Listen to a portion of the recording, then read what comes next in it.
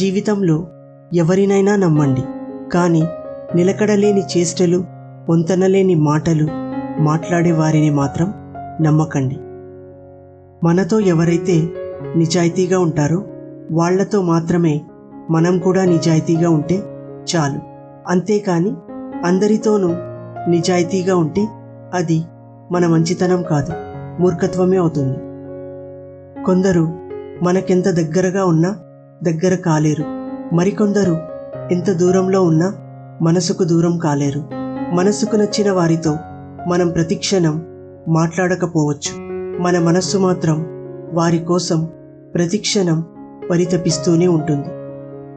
మనిషిగా బ్రతకడానికి కావాల్సింది అనుభవాలే కానీ ఆడంబరాలు కాదు.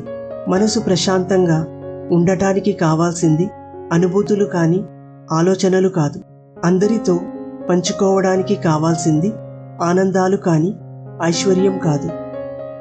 లైఫ్లో సగం కష్టాలు, బాధలు మనం మన కోసం కాకుండా ఇతరుల కోసం అనవసరంగా ఆలోచించడం వల్ల వచ్చేవే.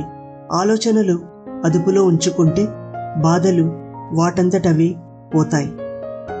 బతకాలంటే నటనైనా రావాలి, లేకపోతే మాటలతో మాయ చేయడమైనా రావాలి. మంచితనం, నీతి, నిజాయితీ అంటూ కూర్చుంటే బతికుండగానే సమాధి కడతారు. గుర్తుపెట్టుకో. మనల్ని భారం అనుకునే వారికి దూరంగా ఉండు. మనల్ని బంధంగా భావించే వారికి దగ్గరగా ఉండు. అప్పుడే మన వ్యక్తిత్వానికి విలువ ఉంటుంది. భరించడం తెలియకపోతే బంధాలు నిలుపుకోలేము. తెగించడం తెలియకపోతే బాధల నుండి బయటపడలేము. వ్యక్తిగా జీవిస్తే మరణం దరి చేరే వరకు జీవిస్తాం. వ్యక్తిత్వంతో జీవిస్తే మరణించిన తర్వాత కూడా జీవించే ఉంటాం. ఎప్పుడూ మన వైపు నుండే కాదు, అప్పుడప్పుడు ఎదుటి వాళ్ళ వైపు నుండి కూడా ఆలోచించాలి.